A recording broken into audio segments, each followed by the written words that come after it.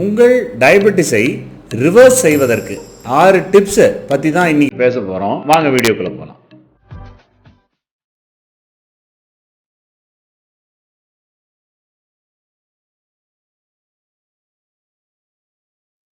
இந்த பதிவினை கண்டுகொண்டிருக்கும் அனைத்து நண்பர்களும் வாழ்க வளமுடன். நான் உங்கள் டாக்டர் அருண்கார்த்திக். டயபெட்டிஸ் ரிவர்சல் பற்றி அடிக்கடி ரொம்ப நிறைய பேசப்படுது. இந்த டயபெட்டிஸ் ரிவர்சல்னா என்ன, இந்த ரிவர்சலோட சயின்ஸ் என்ன அப்படிங்கிறத பற்றி ஃபஸ்ட்டு பேசுவோம். இந்த சயின்ஸை பற்றி தெரிஞ்சுக்க விருப்பம் இல்லாதவர்கள் நான் டிஸ்கிரிப்ஷன் பாக்ஸில் டைம் ஸ்டாம்ப் கொடுத்துருக்கேன், மெத்தட்ஸ்ன்னு சொல்லிட்டு டைரெக்டாக அந்த மெத்தட் செக்ஷனுக்கு நீங்கள் போய்க்கலாம். டயபெட்டிஸ் ரிவர்சலுக்கான சயின்ஸை பற்றி முதல்ல நம்ம தெரிஞ்சுக்குவோம். டயபெட்டிஸ் ரிவர்சல் தெரியறதுக்கு முன்னாடி டயபெட்டிஸ் ஏன் வருதுங்கிறத கொஞ்சம் கிளியராக புரிஞ்சுக்கலாம். டயபெட்டிஸ் வர்றதுக்கான காரணம் என்ன? இன்சுலின் குறைபாடு. இது நம்ம எல்லாத்துக்குமே தெரியும். ஆனால் நிறைய பேர்த்துக்கு தெரியாத ஒரு விஷயம் என்னென்னா, டயபெட்டிஸோட ஆரம்ப காலத்தில், அதாவது ஸ்டார்டிங் ஸ்டேஜ் ஆஃப் டயபெட்டிஸில் இன்சுலின் குறைபாடு வருதுன்னு சொல்கிறத விட இன்சுலின் தேவை அதிகமாக இருக்கிறதுன்னு தான் சொல்லணும். ஆமாங்க, இன்சுலின் தேவையை விட அதிகமான அளவில் ஒரு டயபெட்டிக் பேஷண்ட்டுக்கு ஆரம்ப டயபெட்டிஸில் இருக்கும். ஆச்சரியமாக இருக்கு இல்லையா? அது ஏன் அப்படி இருக்குன்னா, இன்சுலின் ரெசிஸ்டன்ஸுங்கிற சமாச்சாரத்தினால. அதாவது முதல்ல சுகர் வர்றதுக்கான முக்கிய காரணம் இன்சுலின் குறைபாடுன்னு சொல்கிறத விடவே அந்த இனிஷியல் ஆரம்ப காலங்களில் மொதல் 5-6 வருஷம் வரைக்கும் இன்சுலின் உற்பத்தி அளவு தேவையை விட அதிகமாக கணையம் இன்சுலின் நிறைய இன்சுலின் உற்பத்தி செய்யும். என்னதான் உற்பத்தி ஆனாலும் அந்த சதைகளுக்கு சரியானபடி போய் சேருவதில்லை. என்ன காரணத்தினாலனா, இன்சுலின் ரெசிஸ்டன்ஸுங்கிற காரணத்தினால. இன்சுலின் சதைகளுக்கு சரியானபடி போய் சேர்ந்தால்தான் ரத்தத்தில் இருக்க குளுக்கோஸும் அந்த சதைகளுக்கு சரியானபடி சேர முடியும். உதாரணத்துக்கு இப்படி மசில்ஸ் இருக்குன்னு வைங்களேன், இந்த மசில்ஸோட எனர்ஜிக்கு குளுக்கோஸ் தேவைப்படும். இந்த குளுக்கோஸ் அந்த மசில்ஸ்குள்ளே போகிறதுக்கு இன்சுலின் தான் சாவி. ஸோ இந்த இன்சுலின்கிற சாவி போடுற அந்த ஓட்டை டேமேஜ் ஆயிடுச்சுன்னு வைங்க, சாவி போடுற அந்த ஹோல் அந்த டேமேஜ் ஆயிடுச்சுன்னா எப்படி இன்சுலின் உள்ளே போகும்? இது உள்ளே போனால் கதவை திறந்தாலும் அந்த குளுக்கோஸ் உள்ளே போக முடியும். அதுக்கான வழி இல்லாதனால அந்த இன்சுலின் போடுற ஓட்டை டேமேஜ் ஆயிரும். அந்த டேமேஜ் ஆகிறது தான் இன்சுலின் ரெசிஸ்டன்ஸ். இந்த இன்சுலின் ரெசிஸ்டன்ஸ் இருக்கிறதுனால, இன்சுலினை ரெசிஸ்ட் பண்ணுறதுனால இன்சுலின் சதைகளுக்குள்ளே போக முடியறதில்ல. இன்சுலின் சதைகளுக்குள்ளே போக முடியும்னா குளுக்கோஸ் அதிகமாகுது. இப்போ குளுக்கோஸ் அதிகமாகறதுனால பேன்க்ரியாஸ் என்ன நினச்சிக்குது, உடம்புல நிறைய குளுக்கோஸ் இருக்குன்னு இன்சுலின் அதிகமாக கணையம் சுரக்குது. கணையம் சுரந்துட்டே தான் இருக்குது, ஆனால் போதிய இடத்துக்கு அந்த இன்சுலின் போய் சேர்றதில்லை. சுரந்து ஒரு கட்டத்தில் வீக் ஆகி அதுக்கு மேலே போப்பா இதுக்கு மேலே என்னால் சுரக்க முடியாதுன்னு சொல்லி கையை விரிச்சிது. அதனால தான் இந்த டயபெட்டிஸ் முதல்ல வருது. இந்த இன்சுலின் ரெசிஸ்டன்ஸை நம்ம சரி பண்ணோம்னாலே என்ன ஆகிடும், நம்ம இன்சுலின் தான் தேவையோட அதிகமாக இருக்கே நம்மக்கிட்ட. ஸோ அப்போது அந்த இன்சுலின் அந்த சதைகளுக்கு போய் சேர்ந்துடும். இன்சுலின் அந்த சதைகளுக்கு போய் சேர்ந்தால் குளுக்கோஸ் சதைகளுக்குள்ளே போய் சேர்ந்துடும், ரத்தத்தில் இருக்க குளுக்கோஸ் குறைஞ்சிரும், நம்ம டயபெட்டிஸ் ரிவர்ஸ் ஆகிடும். இதுதான் டயபெட்டிஸ் ரிவர்சலுக்கான ஒரு மெத்தடே. இன்சுலின் ரெசிஸ்டன்ஸை குறைக்கிறதுக்கான அர்த்தம் என்ன, எப்படி இந்த ரெசிஸ்டன்ஸை குறைக்க முடியுங்கிற மெத்தட்ஸ் தான் அடுத்து பார்க்க போகிறோம். அதுக்கு முன்னாடி இன்சுலின் ரெசிஸ்டன்ஸை என்னவா மாற்ற போகிறோம். ஃபார் எக்ஸாம்பிள், உங்களுக்கு உங்கள் வீட்டில் பழைய குண்டு பல்பு, பழைய ஏசி, பழைய கீசர் எல்லாம் பழைய மாடல் ஐட்டங்கள் இருக்குன்னாக்கா உங்கள் கரண்ட் பில்லு ரொம்ப எக்கச்சக்கமாக வரும். இந்த கரண்ட் பில் ரொம்ப எக்கச்சக்கமாக வரதை சரி பண்ணுறதுக்கு நீங்கள் என்ன பண்ணுவீங்க, எனர்ஜி எஃபிஷியன்ட் எல்இடி பல்ப்ஸை வாங்கி போடுவீங்க, 5 ஸ்டார் ரேட்டிங் ஏசியை வாங்கி போடுவீங்க. இந்த மாதிரிலாம் பண்ணும்போது என்ன ஆகும், நம்ம கரண்ட் பில்லு கம்மியாக வரும், கரண்ட் செம்ம கம்மியாகும். So what are we doing, we are making our house energy efficient. அதே போல் இன்சுலின் ரெசிஸ்டன்ஸை சரி பண்ணணும்னா நம்ம என்ன பண்ணணும், நம்ம உடம்பை இன்சுலின் சென்சிட்டிவாக ஆக்க வேண்டும். We have to make our body more energy efficient. அந்த இன்சுலினை ரெசிஸ்டண்ட்டை இன்சுலின் சென்சிட்டிவாக மாற்றணும். இந்த இன்சுலின் சென்சிட்டிவாக மாற்றுறதன் மூலமாக தான் நம்ம இந்த டயபெட்டிஸ் ரிவர்சலை பண்ணுறோம். இப்போ புரியுது இல்லையா அதோட தியரி? இது இன்னொரு முக்கியமான விஷயத்தை இங்கே சொல்லிடுறேன். இந்த டயபெட்டிஸ் ரிவர்சல், அதாவது இன்சுலின் ரெசிஸ்டன்ஸை பிரேக் பண்ணி டயபெட்டிஸை சரி பண்ணுறதுங்கிறது ரொம்ப நாள்லாம் செய்ய முடியாது. இனிஷியல் ஒரு 6-7 வருஷங்கள் டயபெட்டிஸில் வேணால் செய்யலாம். அது ஏன்னா அந்த 6-7 வருஷங்களை தாண்டும் போது இன்சுலின் உடம்புல இருக்க சப்ளை ஆஃப் இன்சுலின் குறைய ஆரம்பிச்சிடும். ஏற்கனவே குறைய ஆரம்பிச்சிருக்கும் ஆரம்பத்தில். அப்படியே இன்சுலின் இந்த பேன்க்ரியாஸ் வீக் ஆகுதுன்னு சொல்கிறோமே, கணையம் வீக் ஆகி கை விரிச்சிருதுன்னு சொல்லிடுறோமே. ஸோ அப்போ கொஞ்சமாக இன்சுலின் சப்ளை குறைஞ்சி 7-8 வருஷத்துக்கு மேலே நம்ம இன்சுலின் ரெசிஸ்டன்ஸையே சரி பண்ணாலும் இன்சுலின் சப்ளை போதிய அளவு இல்லாதனால நமக்கு ஆட்டோமேட்டிக்காக டயபெட்டிஸை ரிவர்ஸ் பண்ண முடியாமல் போயிடும். இன்சுலின் சப்ளை இல்லை, இன்சுலின் சென்சிட்டிவான கரண்டே இல்லை, இனி எத்தனை 5 ஸ்டார் ஏசி வாங்கி போட்டு என்ன பிரயோஜனம், அந்த மாதிரி. புரிஞ்சுது இல்லையா?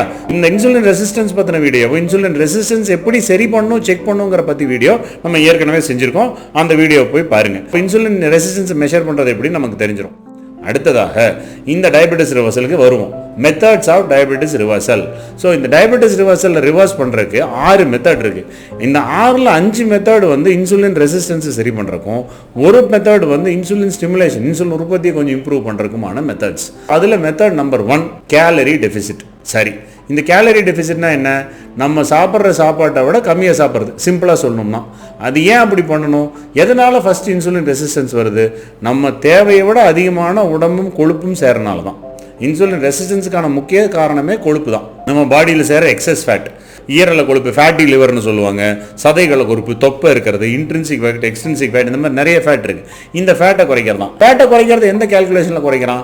அந்த கேல்குலேஷனுக்கு தான் பிஎம்ஐன்னு சொல்லப்படுற பாடி மாஸ் இண்டெக்ஸ் அப்படின்னு ஒரு சமாச்சாரம் இருக்குது. கூகுளில் போனீங்கன்னா உங்கள் பிஎம்ஐ கேல்குலேட் பண்ணுறதுனா உங்கள் ஹைட்டும் வெயிட்டும் போட்டிங்கன்னா உங்கள் பிஎம்ஐ வந்துடும். அதாவது 90 கிலோ ஆள்னு வைங்களேன், உங்கள் ஹைட் 175 சென்டிமீட்டர்னு வைங்க, உங்களோட பிஎம்ஐ எவ்வளோ இருக்கணும்னா 175 - 100. ஈஸியான கேல்குலேஷன். அப்படி பண்ணால் கிட்டத்தட்ட 75 கிலோ தான் இருக்கணும். நீங்கள் இந்த 75 கிலோ இருந்தீங்கன்னா உங்கள் பிஎம்ஐ 25 அப்படின்னு சொல்லி வந்து நிற்கும். ஸோ இந்த மாதிரி உங்கள் வெயிட்டை ஐடியல் வெயிட்டாக, ஐடியல் பிஎம்ஐக்கு கொண்டு வந்து சேர்த்துவதன் மூலம் தான் நம்மளோட இன்சுலின் ரெசிஸ்டன்ஸை குறைக்கிறதுக்கான முதல் ஸ்டெப். எப்படி வந்து நம்ம வந்து இந்த இதை அச்சீவ் பண்ணுறது? நம்ம இன்டேக்கு கம்மி பண்ணுறது தான். நம்ம எரிக்கிற கலோரிகளை விட நம்ம உள்ளே போகிற கலோரிகளை குறைக்கிறது தான் கேலரி டெஃபிசிட். சராசரியாக உங்களுக்கு 2000 கலோரிகள் ஒரு நாளைக்கு தேவைப்படுதுன்னா நீங்கள் சாப்பிட்ற சாப்பாடை வந்து 1800 கலோரிகள் சாப்பிடணும். 200 கலோரிகள் நெகட்டிவில் போகும்போது ஒரு வாரத்தில் 1 கிலோ குறையும். ஸோ இப்படியாகத்தானே 3 மாதத்தில் 5 கிலோ 6 கிலோ 7 கிலோன்னு குறைய ஆட்டோமேட்டிக்காக உங்களோட இன்சுலின் ரெசிஸ்டன்ஸ் குறையும், உங்கள் டயபெட்டிஸ் ரிவர்ஸ் ஆகும். இதுதான் பேசிக். கலோரிகள் டெஃபிசிட் எப்படி பண்ணணும், கலோரி டெஃபிசிட்டுக்கு வந்து உங்களுக்கு எப்படி கேல்குலேட் பண்ணணுங்கிறதெல்லாம் நீங்கள் அழகு போல் கூகுள்லேயே பார்க்கலாம். கூகுளில் போயிட்டு டோட்டல் எனர்ஜி எக்ஸ்பெண்டிச்சர் அப்படின்னு டைப் பண்ணிங்கன்னா உங்களோட தினப்படி உங்களோட கேள்விகளாக சில கேள்விகள் கேட்டு உங்கள் எனர்ஜி எக்ஸ்பெண்டிச்சர் எவ்வளோன்னு சொல்லுவோம். எனர்ஜி எக்ஸ்பெண்டிச்சர் எவ்வளோன்னு கேல்குலேட் பண்ணிவிட்டு அதுக்கு தகுந்தபடி கலோரிகளை டைன் பண்ணோம்னா அதை வந்து நம்ம ஈஸியாக உங்களோட வெயிட்டை குறைக்கிறதுக்கு ட்ரை பண்ண முடியும். அதுக்கு நிறைய ஆப்ஸ் இருக்குது, எங்கள் சென்டர்லையும் பண்ணுவோம். ஸோ இந்த மாதிரியான நிறைய மெத்தட்ஸில் அதை செய்யலாம். இது வந்து calorie deficit number 1. Number 2 method என்ன? Resistance exercises. ஒரு வெயிட்டை குறைக்கணும்னா சாப்பாட்டை மட்டும் குறைச்சா போதுமா? பேர்ன் நிறைய பண்ணுமே. என்ன மாதிரி பேர்ன்? எக்ஸசைஸ் தான். எல்லா எக்ஸசைஸும் நல்ல எக்ஸசைஸ் தான். ஆனால் குறிப்பாக இன்சுலின் ரெசிஸ்டன்ஸை குறைக்கிறதுக்கு செய்யக்கூடிய எக்ஸசைஸு ரெசிஸ்டன்ஸ் எக்ஸசைஸ். ரெசிஸ்டன்ஸ் எக்ஸசைஸ்னால் என்ன? வழக்கமாக வாக்கிங், ஜாகிங் இதெல்லாம் போனால் ஏரோபிக் எக்ஸசைசஸ் நம்ம எல்லாம் பண்ணுறது. பட் ரெசிஸ்டன்ஸ் எக்ஸசைஸுங்கிறது வெயிட் லிஃப்ட் பண்ணுறது, புஷ்அப்ஸ் எடுக்கிறது, புல்அப்ஸ் எடுக்கிறது, நம்ம சதைகளுக்கு நிறைய எஃபோர்ட் கொடுத்து செய்கிறது. அகெயின்ஸ்ட் ரெசிஸ்டன்ஸ் வேலை செய்கிறதா ரெசிஸ்டன்ஸ் எக்ஸசைஸ். இந்த ரெசிஸ்டன்ஸ் எக்ஸசைசஸ் மிகவும் அருமை இன்சுலின் ரெசிஸ்டன்ஸை சரி. அதனால தான் அதுக்கு பேரே ரெசிஸ்டன்ஸ் எக்ஸசைசஸ். இன்சுலின் ரெசிஸ்டன்ஸை பிரேக் பண்ணுறதுக்கு இந்த பாடி இன்னும் சென்சிட்டிவ் ஆக்கிறதுக்காக என்ன பண்ணுவோம்? இந்த வெயிட்ஸ் எல்லாம் பண்ணும்போது மசில் பில்ட் ஆகும். எவ்வளோக்கெவ்வளோ உடம்புல மசில் பில்ட் ஆகுதோ அவ்வளோக்கு எவ்வளோ குளுக்கோஸ் அந்த மசில்ஸ் எல்லாம் போய் சேரும். அப்படியாகத்தானே நம்ம வந்து ரெசிஸ்டன்ஸை இம்ப்ரூவ் பண்ண முடியும். Method number 3.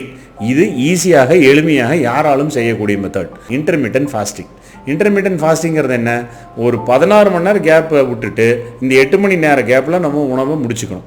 உதாரணத்துக்கு காலையில் ஒரு 9 மணிக்கு சாப்பிட்டோம்னா அடுத்தது வந்து நடுவில் ஒரு 12:30 மணிக்கும் அடுத்தது ஒரு 3 மணிக்கு சாப்பிட்டுட்டு 3:30 மணிக்கு மேலே நம்ம எதுவுமே சாப்பிடக்கூடாது. அடுத்த நாள் 9-9:30 மணி வரைக்கும். ஸோ கிட்டத்தட்ட 16லேருந்து 18 மணி நேரம் விண்டோ நமக்கு இருக்கும் எம்டி ஸ்டமக்கில். இந்த மாதிரி எம்டியாக வைத்துக்கும்போது பல நல்ல ஹார்மோன்ஸ், நிறைய யூஸ்ஃபுல்லான ஹார்மோன்ஸ் ரிலீஸ் ஆகி அந்த ஹார்மோன்ஸ் எல்லாம் நம்மளோட உடம்பை இன்சுலின் சென்சிட்டிவ் ஆகிறதுக்கு ஹெல்ப் பண்ணும். அந்த காலத்துலேருந்து பண்ண விரதம் தான். அதை வந்து ஃபேன்சியாக இன்டர்மிட்டன்ட் ஃபாஸ்டிங்னு இப்போ சயின்ஸ் சொல்லி தந்து நம்ம எல்லாம் செய்கிறோம். ஆனால் என்னன்னா ஒரு முக்கியமான விஷயம், இன்டர்மிட்டன்ட் ஃபாஸ்டிங் பண்ணுறேங்கிற பேரில் பல பேர் என்ன பண்ணிடுறாங்கன்னா காலையில் டிஃபனை கட் பண்ணிடுறாங்க, மத்தியானமும் நைட்டும் நல்லா சாப்பிட்டுக்கிறாங்க, அடுத்த நாள் மறுபடியும் லஞ்சுக்கு 12 மணி வரைக்கும் சாப்பிட்றாங்க. அந்த இன்டர்மிட்டன்ட் ஃபாஸ்டிங்காக இருக்காது. ஏன்னா இன்டர்மிட்டன்ட் ஃபாஸ்டிங் நீங்கள் செய்யணும்னா சன் சைக்கிளை ஃபாலோ பண்ணணும். உங்களோட உணவை சூர்யா உதித்து சூரிய அஸ்தமனத்துக்குள் அதுக்கும் முன்னாடியே முடிச்சிடணும். ஏன்னா அந்த டைமில் தான் நம்மளோட பேசல் மெட்டபாலிக் ரேட்டுங்கிற பேர்ன் ரேட் அதிகமாக இருக்கும். அப்போ தான் உங்கள் கலோரிகள் சீக்கிரம் போன் ஆகும். நைட்டு 12 மணிக்கு சாப்பிட்டா யாராக இருந்தாலும் காலையில் டிஃபன் சாப்பிடாமல் அடுத்த நாள் 2 மணி வரைக்கும் சாப்பிட முடியும். அது அழகுனியாட்டம், அது இன்டர்மிட்டன்ட் ஃபாஸ்டிங் கிடையாது. ஓகே, இது வந்து நமக்கு மெத்தடில் நம்ம ஏற்கனவே சொன்ன மாதிரி 9 o'clockலேருந்து 3 o'clock நம்மளோட ஃபுட் எல்லாத்தையும் எடுத்து முடிச்சுட்டு 18 hour விண்டோ விட்டுறணும். இதுதான் இன்டர்மிட்டன்ட் ஃபாஸ்டிங். 3வது முக்கியமானது. 4வது ஈஸி, ஸ்ட்ரெஸ் பஸ்டிங். சொல்கிறது ஈஸி, ஆனால் செய்கிறது கஷ்டம்.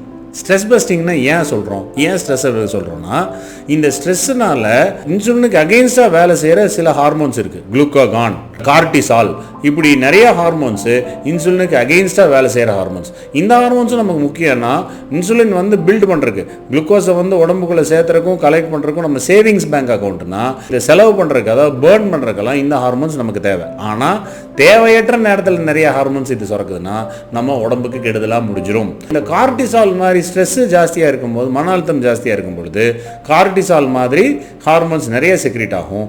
இந்த ஹார்மோன்ஸ் வந்து இன்சுலின் ரெசிஸ்டன்ஸை அதிகம் பண்ணும். ஸோ இந்த கார்டிசால் செக்ரீஷன் எல்லாம் குறைக்கிறதுக்கான மெத்தட்ஸ் என்ன? நம்ம ஸ்ட்ரெஸ்ஸை கம்மி பண்ணுறது. எப்படி ஸ்ட்ரெஸ்ஸை கம்மி பண்ண முடியும்? சிம்பிளாக இருக்கிற 2 முக்கியமான விஷயங்கள். ஒன்று மெடிடேஷன், இன்னொன்று தூக்கம். நல்ல ஒரு மணி நேரம் மெடிடேஷன் செய்தோம் என்றால் ஹைப்போதலமஸ் மூளையில் ஒரு இடம் இருக்குது, அது ஸ்டிமுலேட் ஆகிறதுனால கார்டிசால் லெவல்ஸ் எல்லாம் அப்படியே குறைய ஆரம்பிச்சிடும். அதே போல் போதிய அளவு தூக்கம் இல்லாமல் இருக்கிறது ரொம்ப டேஞ்சர். அதனால தான் இப்போ நைட் ஷிஃப்ட்டில் இருக்கிற ஐடி ப்ரொஃபஷன்ஸ்க்கெல்லாம் நிறைய பேருக்கு டயபெட்டிஸ் வருது. இந்த நைட் ஷிஃப்ட் எல்லாம் இல்லாமல் நல்ல தூக்கம், அருமையான ஒரு தூக்கம் இருந்தால் 6லேருந்து 8 மணி நேரம் தூக்கம் தேவைக்கேற்ற அளவு இருந்தால் கார்டிசால் லெவல்ஸ் கம்மியாகி அதில் ஸ்ட்ரெஸ் கம்மியாகும். அந்த மாதிரி நம்மளோட கார்டிசால் லெவல்ஸை குறைக்கிறதன் மூலமாக நம்ம இன்சுலின் ரெசிஸ்டன்ஸை குறைத்து விட முடியும். ஃபைபர் கண்டென்ட் இன் ஃபுட், இது 5வது மெத்தட். ஃபைபர் கண்டென்ட் இன் ஃபுட்டுன்னா எதுக்காக, என்ன பண்ணும் அப்படின்னு பார்த்தோம்னா, நம்ம ஏற்கனவே ஃபைபரை பற்றி டீட்டெயிலாக ஒரு வீடியோ பண்ணியிருக்கோம். அந்த வீடியோ போய் பாருங்கள். இந்த ஃபைபர் கண்டென்ட் என்ன ஆகும்னா, நம்ம சாப்பிட்ற நார் சத்து, உணவில் சாப்பிட்ற நார் சத்து நிறையா இருந்தால் நம்ம ஃபுட்டில் அது வந்து பெருங்குடலுக்கு போய் பெருங்குடலில் இருக்க பாக்டீரியா, அந்த பாக்டீரியா கூட வேலை செஞ்சு ஷார்ட் செயின் ஃபேட்டி ஆசிட்ஸ் அப்படின்னு சொல்லப்படுற சில முக்கியமான ஹெல்த்தியான சில ஃபேட்டி ஆசிட்ஸை ரிலீஸ் பண்ணோம். இந்த ஃபேட்டி ஆசிட்ஸ் எல்லாம் வந்து இன்டெஸ்டைன், நம்ம குடலில் வேலை செஞ்சு அதன் மூலமாக நம்ம இன்சுலின் ரெசிஸ்டன்ஸை குறைப்பதோடு இன்சுலின் உற்பத்தியும் அதிகம் பண்ணும். ஸோ இது வந்து நமக்கு பெனிஃபிஷியலான பாக்டீரியா, ஹெல்த்தி பாக்டீரியா மூலமாக நமக்கு கிடைக்கிற பெனிஃபிட்டு. உடம்புல இருக்க இன்ஃப்ளமேஷன் அப்படின்னு சொல்லுவாங்க. இந்த இன்ஃப்ளமேஷனை குறைப்பதன் மூலமாக ரெசிஸ்டன்ஸை குறைத்து அதன் மூலமாக நம்மளோட டயபெட்டிஸை ரிவர்ஸ் பண்ணுறதுக்கு ஹெல்ப் பண்ணும். ஸோ ஃபைபர் ஃபுட்னா இதெல்லாம் எல்லாமே தான். அந்த பயிர் வகைகள் நிறைய ஃபைபர் இருக்குது. அதே போல் வெஜிடபிள்ஸில் நிறைய ஃபைபர் இருக்குது. சாலிபிள் ஃபைபர், குறிப்பாக எந்த ஃபைபர் சாலிபிள் ஃபைபராக ஜெல்லு மாதிரி ஃபார்ம் ஆகும், நம்ம ஏற்கனவே இதை பற்றி பேசியிருக்கோம், அந்த வீடியோ போய் பாருங்கள். அதிலெல்லாம் சாலிபிள் ஃபைபர் இருக்குது. இந்த சாலிபிள் ஃபைபர் நிறைய எடுக்கும் பொழுது நமக்கு இன்சுலின் ரெசிஸ்டன்ஸ் குறைந்து டயபெட்டிஸ் ரிவர்சலுக்கு இன்னொரு பெனிஃபிட் ஆகுது. இந்த 5 மெத்தட்ஸுமே இன்சுலின் ரெசிஸ்டன்ஸை குறைக்கிறது. இப்போ இன்சுலின் உற்பத்தி அதிகம் பண்ணுறதுக்கு என்ன பண்ணுறது? நம்ம இன்சுலின் உற்பத்தி அதிகம் பண்ணுற ஃபுட்ஸ்னு சொல்லி ஏற்கனவே ஒரு வீடியோ பேசியிருக்கோம், அந்த வீடியோ போய் பாருங்கள். அந்த மாதிரி இன்சுலின் உற்பத்தி அதிகம் பண்ணுறதுக்கான முக்கியமான விஷயங்கள் நம்ம உணவில் வர்றது என்னது? கிர்குமின் சொல்கிற மஞ்சள், பட்டப்பொடின்னு சொல்கிற சின்னமன், விட்டமின் டி, குரோமியம் இருக்கிறதா, வெங்காயம் பூண்டுல இருக்க குரோமியம், இதெல்லாம் வந்து நிறைய இன்சுலினை ஸ்டிமுலேட் பண்ணுறதுக்கு ஹெல்ப் பண்ணும். அதோடு சேர்ந்து கிர்குமின் சொல்கிற மஞ்சள்லாம் உடம்புல இருக்க இன்ஃப்ளமேஷனையும் கம்மி பண்ணுறதன் மூலமாக இன்சுலின் ரெசிஸ்டன்ஸை குறைப்பதோடு இன்சுலின் உற்பத்தியும் கொஞ்சம் அதிகம் பண்ணுதுன்னு சொல்லி அறிவியல் ஆராய்ச்சிகள்லாம் சொல்லுது. ஸோ இந்த மெத்தட்ஸ் மூலமாகவும் நம்ம இன்சுலின் ரெசிஸ்டன்ஸை குறைச்சி டயபெட்டிஸை ரிவர்ஸ் பண்ணலாம். ஆக மொத்தம் இந்த 6 மெத்தட்ஸுமே சயின்டிஃபிக்கலி ப்ரூவன் மெத்தட்ஸு நம்ம டயபெட்டிஸை ரிவர்ஸ் பண்ணுறதுக்காக இன்சுலின் ரெசிஸ்டன்ஸை குறைப்பதன் மூலமாக. சம்மரியாக ஒன்று நம்ம சொல்லிடுவோம், கடைசியாக வழக்கமாக சொல்கிற மாதிரி என்னென்ன டயபெட்டிஸ் ரிவர்சல் எப்படி செய்ய வேண்டும்? இன்சுலின் சென்சிட்டிவிட்டி அதிகம் பண்ணி இன்சுலின் ரெசிஸ்டன்ஸை குறைப்பதன் மூலமாக நம்ம டயபெட்டிஸை ரிவர்ஸ் செய்ய முடியும். நம்ம தேவையை குறைத்து கொண்டு இருக்கிற இன்சுலினை வந்து யூஸ் பண்ணிக்கிறதன் மூலமாக. அதை பண்ணிக்கிறதுக்கான மெத்தட்ஸ் என்னென்ன? கலோரி டெஃபிசிட் சொல்கிற கலோரிகள் குறைவாக சாப்பிட்றது, ரெசிஸ்டன்ஸ் எக்ஸசைசஸ் பண்ணுறது, இன்டர்மீடியன்ட் ஃபாஸ்டிங் பண்ணுறது, ஸ்ட்ரெஸ் பஸ்டிங் மெடிடேஷன் பண்ணுறது, அதை தவிர வந்துட்டு ஷார்ட் செயின் ஃபேட்டி ஆசிட்ஸை வந்துட்டு ஃபுட்டு மூலமாக எடுத்துக்கொள்வது, கடைசியாக ஸ்டிமுலன்ஸும் இன்சுலின் ஸ்டிமுலன்ஸ்னு சொல்லக்கூடிய மஞ்சள், பட்டை, இந்த மாதிரியான உணவுகளை எல்லாம் நம்ம பதார்த்தங்களில் சேர்த்துக்கிறது. இந்த 6 மெத்தட்ஸின் மூலமாக we make our body energy efficient. அப்படி செய்யும் பொழுது நம்ம டயபெட்டிஸும் ரிவர்ஸ் ஆகிறதுக்கான சாத்தியக்கூறுகள் அதிகமாகிறது. இது எல்லாமே வந்து முதல்ல அந்த டயபெட்டிஸ் வந்து ஆரம்ப காலங்களில் செய்துட்டா நல்லது, ரொம்ப லேட் ஆனதுக்கப்புறம் பெருசாக இதை ஒன்றும் ஹெல்ப் பண்ணாது. அதே போல் இந்த இன்சுலின் ரெசிஸ்டன்ஸை கண்டுபிடிக்கிறதுக்கான மெத்தட்ஸும் நிறையா இருக்குது. இதை கண்டுபிடிச்சி பிரயோஜனப்படுத்திட்டோம்னா ரொம்ப பெனிஃபிஷியலாக அமையும். இப்போ இருக்கிற டயபெட்டிஸ் ரிவர்சல் ப்ரோக்ராம்ஸ்னு சொல்லி ஆன்லைனில் பண்ணுறது பூராமே இதை பேஸ் பண்ணி பண்ணுறது தான். 1 வருஷம் 2 வருஷம் வந்துட்டு பேக்கேஜ் மாதிரி பண்ணிட்டு பண்ணுறாங்க இல்லையா? அது பூராத்துக்கும் மெத்தட் இதுதான். அவங்கள கோச் பண்ணுவாங்க, அந்த மெத்தட் மூலமாக பண்ணுறதுக்கு ட்ரை பண்ணுவாங்க. ஆனால் எல்லாரும் ஒரு விஷயத்தில் கேர்ஃபுல்லாக இருக்க வேண்டிய விஷயம் என்னென்னா, ரொம்ப நாள் சுகர் இருக்கவங்க இன்சுலின் போடுறவங்கலாம் வந்து நிறுத்திட முடியும்லாம் சொல்லுவாங்க. அதுக்கான சாத்தியங்கள்லாம் மிக குறைவு. அந்தளவுக்கு நம்பணுங்கிற அவசியம் இல்லை. இந்த பேசிக்ஸ் எல்லாம் நீங்களே உங்களாகவே செய்யலாம். யார் ஹெல்ப்பும் தேவையில்லை. வெறும் டிசிப்ளின் இருந்தால் மட்டுமே ஜெயித்து விடலாம். இதுதான் நான் இன்னைக்கு ஷேர் பண்ண நினச்ச வீடியோ. கொஞ்சம் லாங் வீடியோவாக இருந்தாலும் உங்களுக்கு இன்ட்ரெஸ்டிங்காக இருந்திருக்கும் நம்புகிறேன். எங்கள் வீடியோவை ஷேர் பண்ணுங்கள், லைக் பண்ணுங்கள், எங்களுக்கு சப்ஸ்கிரைப் பண்ணுங்கள். எல்லாத்துக்கும் யூஸ்ஃபுல்லாக இருக்கும். நன்றி.